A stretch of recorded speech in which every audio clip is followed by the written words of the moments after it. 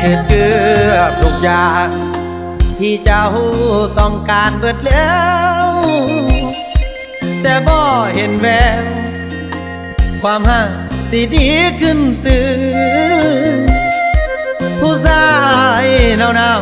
ๆคนนี้ที่เจ้าเคยลืมคือฟ้ามืดครึ้มบ่มีอดแสงสว่างแต่ความเป็นจริงเจ้านั้นคือบ่หักอาย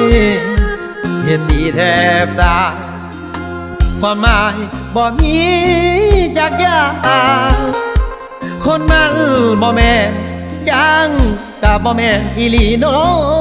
นาอายยอมตามใจทุกอย่างเจ้ากะยังหันหลังใส่